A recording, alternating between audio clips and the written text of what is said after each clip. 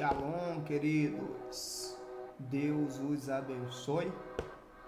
Aqui quem está falando é o apóstolo Eduardo Martins. Estamos em um projeto Curso de Batalha Espiritual. O curso de batalha espiritual vai trazer revelações extraordinárias ao seu coração, ao teu espírito, abrindo os teus olhos e te capacitando a estar apto a enfrentar as guerras do dia a dia de maneira eficaz, de maneira correta, sem você sofrer tantos danos. E nós estaremos falando hoje sobre a guerra invisível. E ao concluir esse módulo, a guerra invisível, você vai estar apto a escrever o versículo-chave de memória, demonstrar entendimento dos reinos espiritual e natural, definir a palavra rei, definir a palavra reino, identificar os dois reinos espirituais, determinar a qual reino você pertence, identificar as forças espirituais do bem, identificar as forças espirituais do mal, explicar o que se entende por guerra espiritual, identificar a razão para a guerra invisível e identificar o princípio básico do entendimento da guerra espiritual. Sejam todos bem-vindos ao curso de batalha espiritual. Tema hoje, guerra invisível. Versículo-chave das cláusulas de guerra.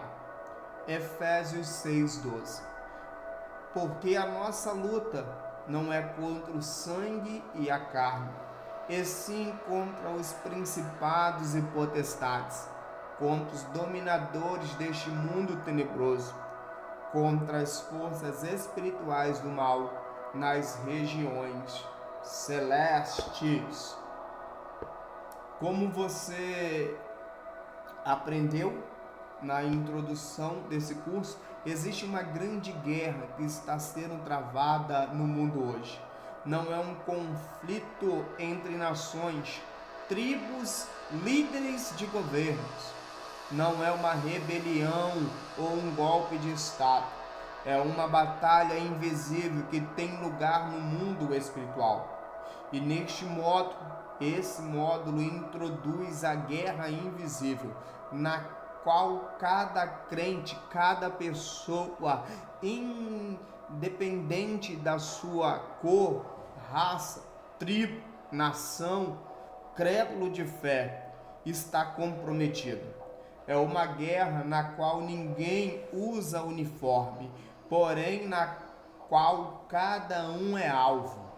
O registro histórico e profético desta guerra está contido na Palavra de Deus, a Bíblia.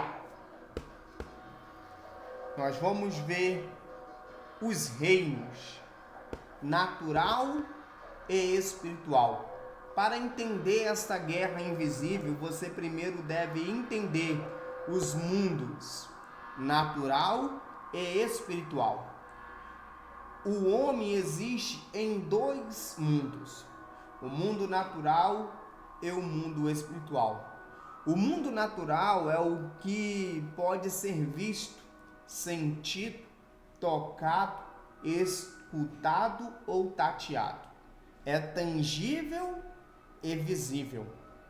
O país, a nação, a cidade ou vila na qual você vive é parte do mundo natural. Você é um residente do mundo natural, localizado em um dos continentes visíveis do mundo. Você pode ver o povo que faz parte do seu ambiente. Você pode experimentar as paisagens, sons e valores ao seu redor. Porém, existe outro mundo no qual você vive. Este mundo é o mundo espiritual. Você pode vê-lo com seus olhos físicos, porém é tão real quanto o mundo natural no qual você vive. Paulo fala desta divisão entre o natural e o espiritual. Em 1 Coríntios, capítulo 15 e o versículo 40, está escrito assim: também há corpos celestiais e corpos terrestres, e sem dúvida, uma é a glória dos celestes e outra a dos terrestres. Todos os homens têm um corpo natural que vive no mundo natural.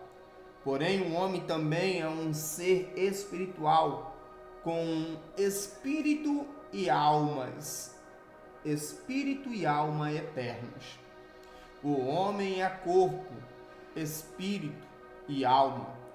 Teu ser espiritual, espírito e alma, é parte do mundo espiritual, assim como teu corpo natural é parte do mundo natural. Está bem claro e não é difícil compreender isso. Discernimento espiritual. Posto que a guerra espiritual é justamente isso, espiritual, deve ser entendida com uma mente espiritual. Em nosso estado natural de pecado, nós não podemos entender as coisas espirituais. Em 1 Coríntios capítulo 2, versículo 14 está escrito: ora, o homem natural não aceita as coisas do Espírito de Deus, porque eles são loucura, e não pode entendê-las, porque elas se discernem espiritualmente. É necessário usar o discernimento espiritual para entender as coisas espirituais. Talvez um dos melhores exemplos de discernimento natural e espiritual está registrado em 2 Reis, capítulo 6, que registra a história de uma batalha natural, na qual as tropas da nação inimiga da Síria haviam rodeado um pequeno povo chamado Dotã, onde o profeta Eliseu estava. Quando o servo de Eliseu, Geazi, viu o grande exército do inimigo, ele teve medo. Eliseu orou para que Deus abrisse os olhos espirituais de Geazi, para que ele pudesse ver as hostes espirituais que o rodeavam e os protegiam. Nesta ocasião, Deus abriu os olhos espirituais de Geazi e lhe permitiu ver visivelmente as forças superiores de Deus listadas para a batalha. A história desta batalha em Dotã é semelhante às condições espirituais na igreja.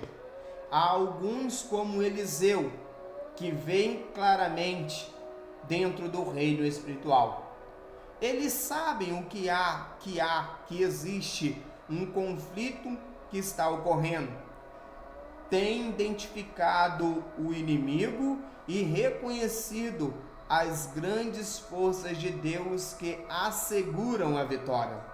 Há outros, como Geazi, que com um pouco de encorajamento serão capazes de abrir seus olhos espirituais e não serão mais temerosos ou derrotados pelo inimigo. Porém, tristemente, há muitas pessoas que, como aqueles na cidade de Dotã, estão dormindo espiritualmente. Eles não sabem, inclusive, que o inimigo os tem rodeado e está posicionado para o ataque. Dois reinos espirituais. Dentro dos reinos natural e espiritual dos quais estamos falando, existem reinos separados, que são governados por líderes naturais e espirituais. Vamos detalhar agora os reinos naturais. Todos os homens vivem em um reino natural deste mundo. Eles vivem em uma cidade ou um povo no qual é parte de uma nação. Essa nação é um reino do mundo. Um reino natural é um território ou um povo sobre o qual um rei ou líder político é o governante soberano. A Bíblia fala desses reinos naturais como os reinos do mundo. Os reinos do mundo têm vindo a estar sob o poder e a influência de Satanás. Em Mateus capítulo 4, versículo 8 ao 9 está escrito: levou-o ainda o diabo a um monte muito alto, mostrou-lhe todos os reinos do mundo e a glória deles. Ele disse: tudo isso te darei, se prostrado me adorares. Em 1 João capítulo 5 e o versículo 19 declara que tristemente, ele nos traz essa triste lembrança que o mundo está sobre o poder do maligno. Então nós percebemos que existe o mundo natural. Agora vamos ver os reinos espirituais. Em adição aos reinos naturais deste mundo, há dois reinos espirituais: o império de Satanás e o reino de Deus. Cada pessoa viva é um residente de um desses dois reinos. O império de Satanás consiste de Satanás, seres espirituais chamados de demônios, e todos os homens que vivem em pecado e rebelião à palavra de Deus. Estes, juntos com o mundo e a carne, são as forças espirituais do mal que operam no mundo de hoje.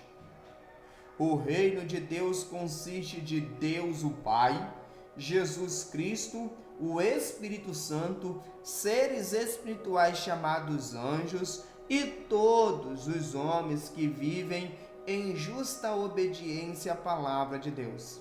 Estas são as forças espirituais do bem. O reino de Deus não é uma igreja denominacional. As denominações são organizações de criação humana para grupos de igrejas. Elas são estabelecidas com propósito prático de organização e administração. As denominações são organizações como as batistas, Assembleia de Deus, Metodista, Luteranos e etc. A Bíblia nos fala da verdadeira igreja, a qual não é uma denominação ou organização religiosa. A verdadeira igreja é composta de todos aqueles que se converteram em residentes do reino de Deus. No tempo presente, no mundo natural, o reino de Deus existe individualmente dentro de cada homem, mulher, criança ou jovem que fez a Jesus Cristo o rei de sua vida. Existe comunitariamente na verdadeira igreja, e onde quer que as pessoas façam deste mundo o tipo de mundo que Deus quer que seja. No futuro, haverá uma manifestação visível do reino de Deus. A guerra invisível.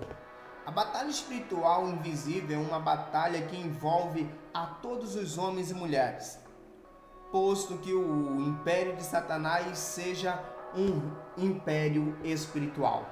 Como nós vimos, Efésios 6,12, porque a nossa luta não é contra o sangue e carne, e sim contra os principados e potestades, contra os dominadores deste mundo tenebroso, contra as forças espirituais do mal nas regiões celestes.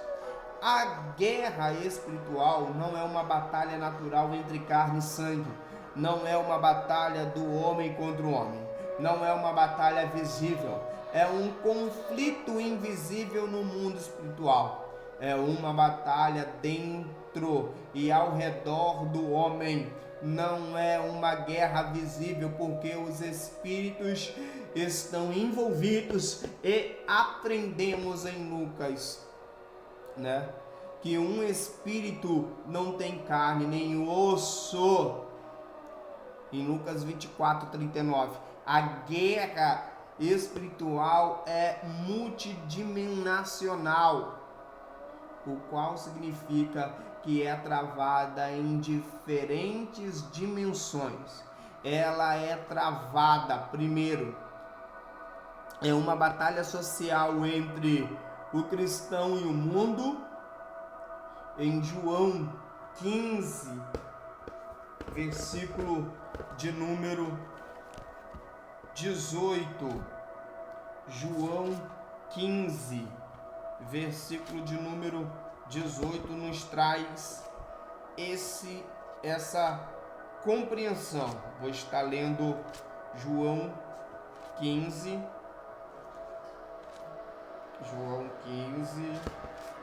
e o versículo 18 até o 27, que diz assim, ó: se o mundo vos aborrece, sabei que primeiro do que a vós aborreceu a mim. Se vós fosses do mundo, o mundo amaria o que era seu, mas porque não sois do mundo, antes eu vos escolhi do mundo, por isso é que o mundo vos aborrece. Lembrai-vos da palavra que vos disse: não é o servo maior do que o seu senhor. Se a mim me perseguiram, também vos perseguirão a vós. Se guardarem a minha palavra, também guardarão a vossa. Mas tudo isso vos farão por causa do meu nome, porque não conhecem aquele que me enviou. Se eu não viera, nem lhes houvesse falado, não teriam pecado. Mas agora não tem desculpa do seu pecado. Aquele que me aborrece, aborrece também a meu Pai. Se eu entre eles não fizer tais obras, quais nenhum outro tem feito, não teriam pecado. Mas agora virão-nas e me aborreceram a mim e ao meu Pai. Mas é para que se cumpra a palavra que está escrito na sua lei: aborreceram-me sem causa. Mas quando vier o Consolador, que eu da parte do Pai, vos hei de enviar, aquele Espírito da verdade que procede do Pai, testificará de mim,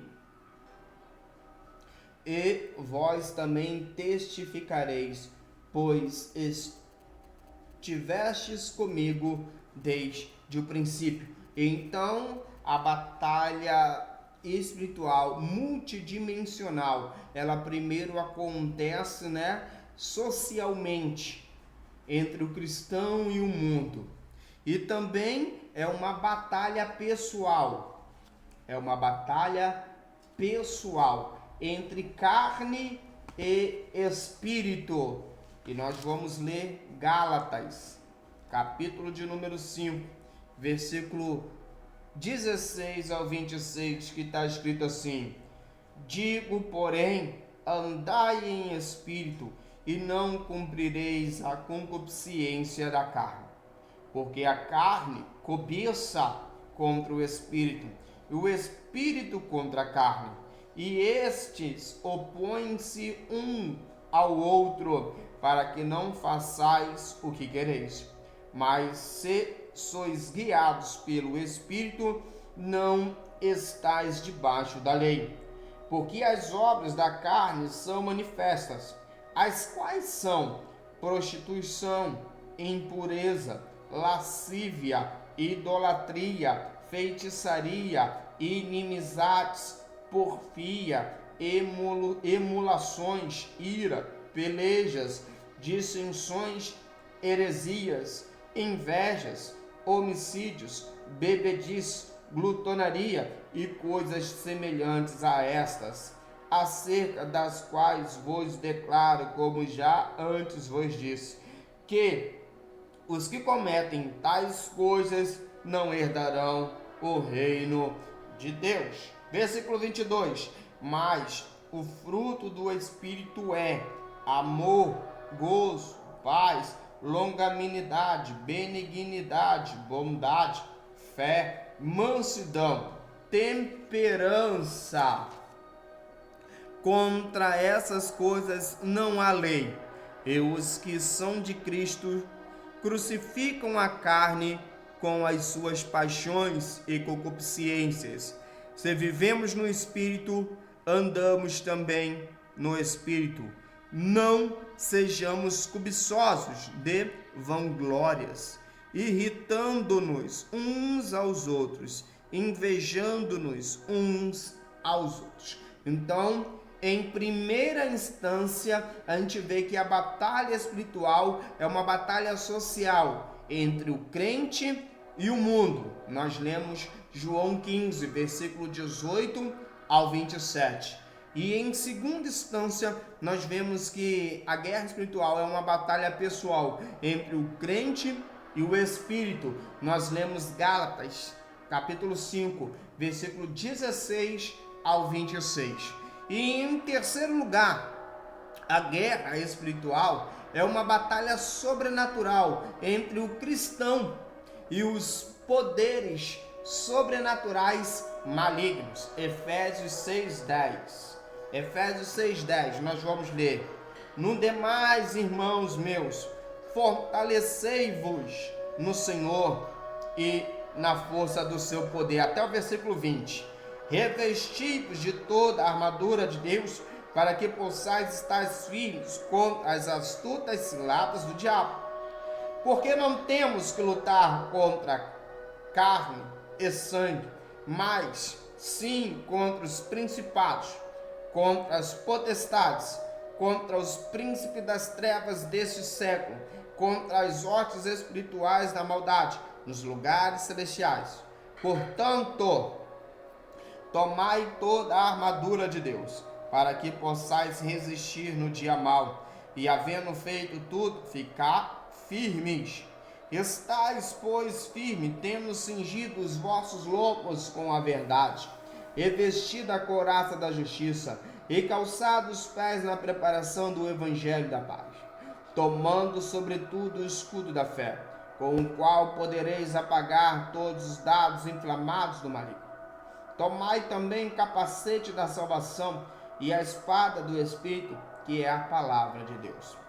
Orando em todo o tempo, com toda oração e súplica no Espírito, e vigiando nisso com toda perseverança e súplica por todos os santos. E por mim, para que me seja dada, no abrir da minha boca, a palavra com confiança, para fazer notório o mistério do Evangelho, pelo qual sou embaixador em cadeias, para que dele livremente, como me convém falar. Então nós vemos as três dimensões em que a batalha espiritual ela ocorre na vida de uma pessoa: socialmente, interiormente e no mundo espiritual, nas regiões celestes. Toda pessoa viva está comprometida nesta guerra, quer se dê conta ou não. Não há campo neutro. Os não crentes estão sobre o jugo do mal e têm sido levados pela força do inimigo. São vítimas de guerra. Os cristãos têm sido livrados do inimigo mediante Jesus Cristo, e são vitoriosos, porém estão ainda comprometidos na guerra. O versículo-chave deste capítulo indica que todos nós, combatemos contra as forças espirituais malignas. Combater implica contato pessoal próximo. Ninguém está isento desta batalha. Ninguém pode vê-la à distância. Você está no meio do conflito, quer você reconheça ou não. Se você não reconhecer, será melhor? Está errado. A guerra do cristão, ela nunca cessa. E onde ruge essa batalha? A guerra invisível está sendo travada na terra. Como diz em João 10:10, o ladrão vem somente para roubar, matar e destruir. Eu vim para que tenham vida e a tenham em abundância. Satanás luta para manter o controle dos reinos do mundo. Ele não quer que eles estejam sob a autoridade de Deus. A batalha também é efetuada dentro dos corações, dentro da mente, a alma dos homens e mulheres. Satanás cega as mentes dos não crentes e ataca os crentes nas áreas da adoração, palavra e o seu caminhar diário e em seu trabalho para Deus. Como que começou a batalha? A guerra invisível começou no céu com um anjo chamado Lúcifer, que foi originalmente um anjo, um querubim formoso, criado por Deus e era parte do reino de Deus. Lúcifer, ele decidiu que queria assumir o controle do reino de Deus. Você pode ler sobre a sua rebelião em Isaías, capítulo de número 14. Isaías 14, versículo de número 12 ao 17, que diz assim: como caístes do céu, ó estrela da manhã, filha da alva, como foste lançado por terra, tu que debilitavas as nações. E tu dizias no teu coração: eu subirei ao céu, e acima das estrelas de Deus exaltarei o meu trono, e no monte da congregação me assentarei da banda dos lados do norte. Subirei acima das mais altas nuvens e serei semelhante ao Altíssimo. E contudo, levado serás ao inferno, ao mais profundo do abismo.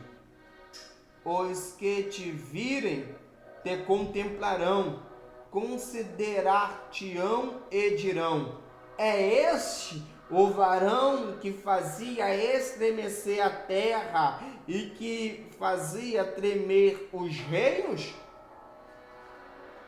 Que punha o mundo como um deserto e assolava as suas cidades? Que a seus cativos não deixava ir soltos para a casa deles? Todos os reis das nações, todos eles jazem com honra, cada um na sua casa. E também podemos ler essa história em Ezequiel 28.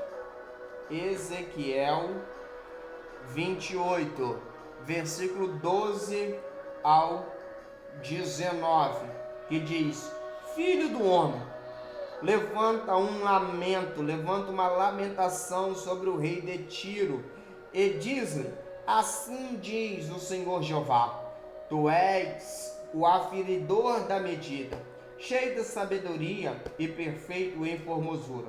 Estavas no Éden, jardim de Deus. Toda a pedra preciosa era a tua cobertura: a sardônia, o topázio, o diamante, a turquesa, o ônix, o jaspe, a safira, o carbúnculo, a esmeralda e o ouro. A obra dos teus tambores e dos teus pífaros estava em ti no dia que fostes criados. Foram preparados. Tu eras querubim ungido para proteger, e te estabeleci no monte santo de Deus. Estava no meio das pedras afogueadas andavas. Perfeito era nos teus caminhos, desde o dia em que fostes criados, até que se achou iniquidade em ti. Na multiplicação do teu comércio, se encheu o teu interior de violência, e pecaste, pelo que te lançarei profanado fora do monte de Deus, e te farei perecer, ó querubim protetor, entre pedras afogueadas. Elevou-se o teu coração por causa da tua formosura, corrompeste a tua sabedoria por causa do teu resplendor. Por terra te lancei, diante dos reis te pus, para que olhem para ti, pela multidão das tuas iniquidades, pela injustiça do teu comércio, profanaste os teus santuários. Eu fiz sair do meio de ti um fogo que consumiu a ti, e te tornei em cinza sobre a terra, aos olhos de todos os que te veem. Todos os que te conhecem entre os povos estão espalhados de ti. Em grande espanto te tornaste, e nunca mais serás para sempre. Então a gente contempla nesses textos onde começou a batalha. E você vai estudar mais sobre isso com mais detalhe mais para frente nesse curso. Lúcifer e os anjos rebeldes foram expulsos do céu por Deus. Eles formaram seu próprio império na terra. Apocalipse 12. Em Apocalipse 12, nós vemos esta mensagem esclarecendo sobre eles sendo expulsos. Vamos ver o versículo 7 de Apocalipse 12, diz: E houve batalha no céu. Miguel e os seus anjos batalhavam contra o dragão, e batalhavam o dragão e os seus anjos, mas não prevaleceram, nem mais o seu lugar se achou nos céus. E foi precipitado o grande dragão, a antiga serpente, chamada o diabo e Satanás, que engana todo mundo. Ele foi precipitado na terra, e os seus anjos foram lançados com ele, Houve peleja no céu. Miguel e seus anjos pelejaram contra o dragão.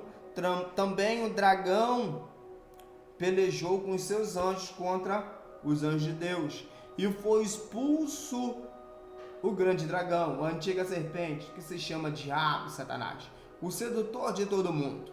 Sim, foi atirado para a terra, e com ele os seus anjos. Lúcifer chegou a ser conhecido como Satanás, e os seus anjos que o seguiram em sua rebelião como demônios. Os espíritos demoníacos podem entrar e atormentar, controlar e usar aos humanos que pertencem ao império de Satanás. Eles motivam atos malignos que são realizados por homens e mulheres. Satanás dirige a seus demônios em suas atividades malignas. Ele combina forças espirituais, ele combina essas forças poderosas com o mundo e a carne para batalhar contra todo gênero humano. Então nós acabamos de ver onde a batalha começou. Agora nós vamos ver o conflito, né? A razão por detrás desse conflito. O homem, ele foi originalmente criado à imagem de Deus e para a glória de Deus. Isso está em Gênesis capítulo 2. A guerra invisível contra o homem começou com a primeira tentação no jardim do Éden. Gênesis 3 você encontra isso. Satanás fez pecar a Adão e a Eva. Isso resultou em que todo gênero humano herdaria a natureza pecaminosa e realizaria atos individuais de pecado, conforme esta natureza. Em Romanos, capítulo 5, versículo 12, está escrito assim: portanto, assim como por um só homem entrou o pecado no mundo, e pelo pecado a morte, assim também a morte passou a todos os homens, porque todos pecaram. Também resultou na guerra invisível, né? E essa queda de Adão, ela também resultou na guerra invisível entre o homem e as forças do mal. A gente vê isso em Gênesis 3,15, que Deus declara, Deus fala: porém inimizade entre ti e a mulher, entre a tua descendência e os teus descendentes. Este te ferirá a cabeça, e tu lhe ferirás o calcanhar. Por causa do pecado, o homem foi separado de Deus e condenado à morte. Porém, Deus amou o mundo de tal maneira que idealizou um plano especial para salvá-lo do pecado. Nós encontramos isso em João, capítulo 3, versículo 16 e 17, que está escrito assim: porque Deus amou o mundo de tal maneira que deu o seu Filho unigênito, para que todo o que nele crê não pereça, mas tenha a vida eterna. Portanto, Deus enviou o seu Filho ao mundo, não para que julgasse o mundo, mas para que o mundo fosse salvo por ele. Mediante a crença em Jesus, a confissão e o arrependimento do pecado, prestem atenção, mediante a crença em Jesus, a confissão e o arrependimento do pecado, os homens e mulheres podem ser libertos do poder do inimigo.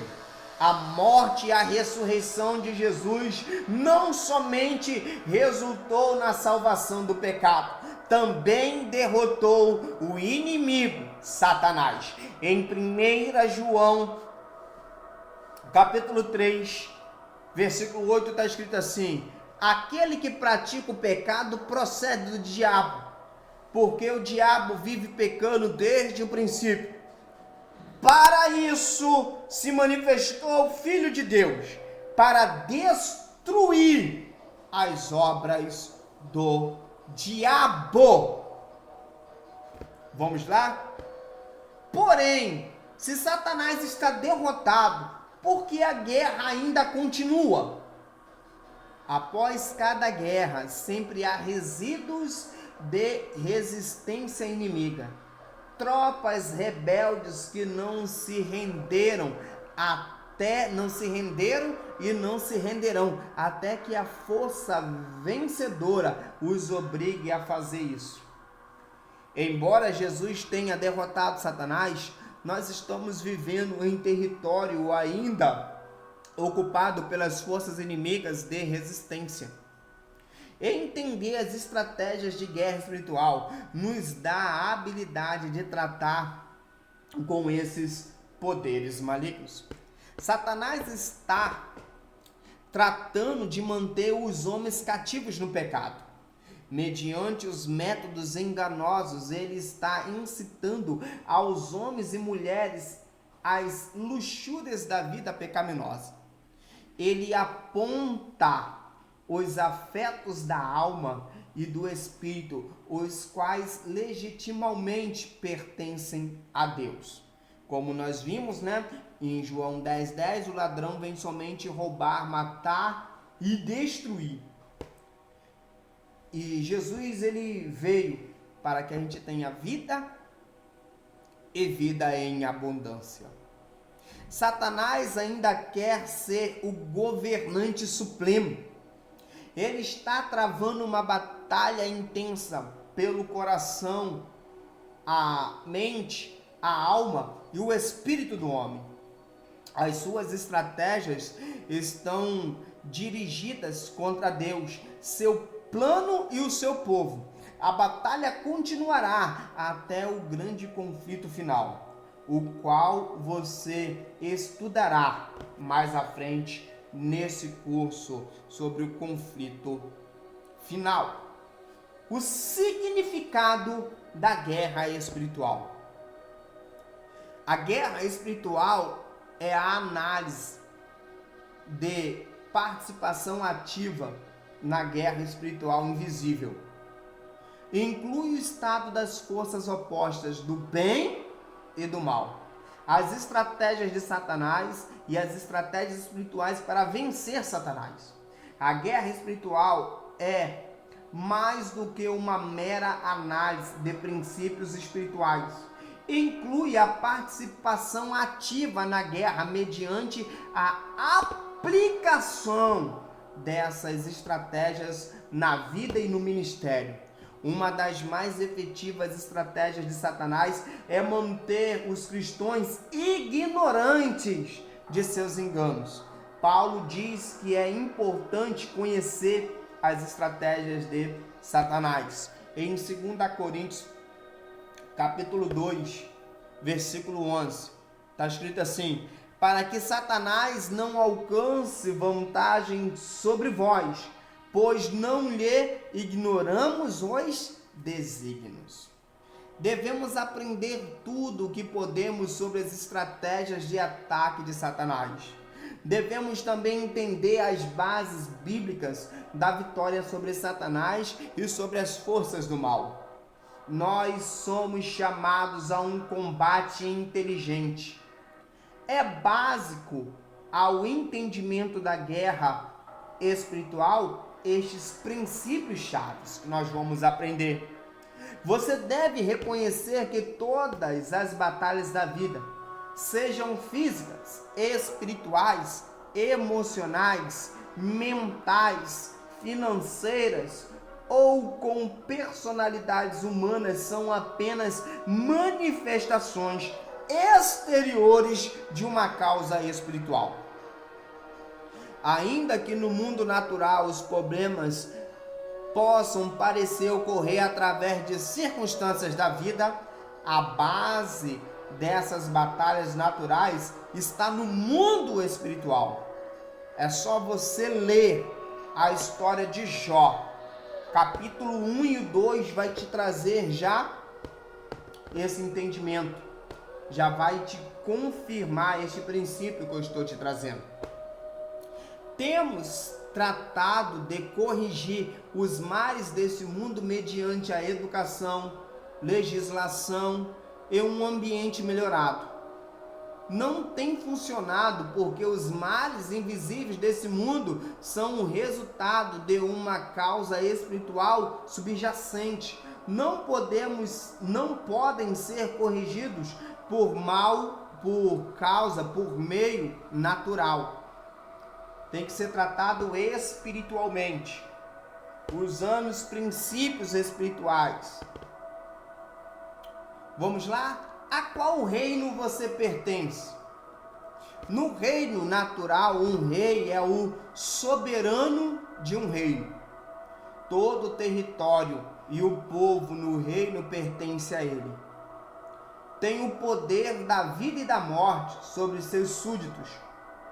O mesmo é certo no mundo espiritual. Você é parte do reino de Deus ou do império das trevas? Deus ou Satanás tem o poder sobre a tua vida? Uma das parábolas de Jesus ilustra que todos os homens ou são parte do império de Satanás ou do reino de Deus. Jesus comparou o mundo com um campo. A boa semente no campo eram os filhos do reino de Deus. A má semente, a qual resultou no crescimento de joio, eram os filhos do maligno. Mateus, capítulo 13 e versículo 38. O campo é o mundo. A boa semente são os filhos do reino. O joio são os filhos do maligno. As pessoas entram no império de Satanás mediante o nascimento natural. A Bíblia ensina que todos os homens são nascidos em pecado. Isso significa que eles possuem uma natureza básica de pecado, ou a semente do pecado dentro deles. Sua inclinação natural é fazer o que é mal. Romanos, capítulo 5, versículo 12. Eu nasci na iniquidade, e em pecado me concebeu minha mãe. Salmos 51, 5. Portanto, assim como por um só homem entrou o pecado no mundo, e pelo pecado a morte, assim também a morte passou a todos os homens, porque todos pecaram. Romanos 5,12. Romanos 5,23. Pois todos pecaram e carecem da glória de Deus. Visto que todos nós temos nascido com natureza de pecado, todos nós, em algum momento, fomos parte do império de Satanás. Todos os que continuam pecadores, perdidos, continuam sobre parte do império de Satanás. Toda a mensagem da palavra escrita de Deus, a Bíblia Sagrada, é o apelo ao homem para mudar do império de Satanás ao reino de Deus. Os homens são nascidos dentro do império de Satanás mediante o nascimento natural. Devem nascer de novo dentro do reino de Deus, através do nascimento espiritual. A entrada no reino de Deus é explicada, na experiência do novo nascimento. A gente vê isso em João, capítulo 3. Jesus falando com Nicodemos que é necessário nascer de novo. Há somente duas divisões na guerra invisível. Jesus disse: quem não é por mim é contra mim, e quem comigo não ajunta, espalha. Isso está em Lucas, capítulo 11, versículo 23. Você não pode ser neutro nessa guerra. Você está de um lado ou de outro nesta guerra invisível. Inclusive, alguns crentes, devido ao seu medo de confrontação com o inimigo, tratam de ignorar a guerra e fazem trégua com o inimigo. Pensa que se ignorarem a Satanás, ele não os incomodará. Esta é uma das principais estratégias do inimigo. Ele trata de deixar imóveis os membros do exército de Deus, mediante suas táticas de terra. Porém, não há neutralidade nessa guerra. Você é uma vítima ou um vencedor.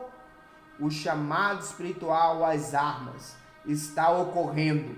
Você está do lado do bem ou do lado do mal? Você é parte do império das trevas ou do reino de Deus? A qual reino você pertence? Você é vítima ou vencedor na guerra invisível?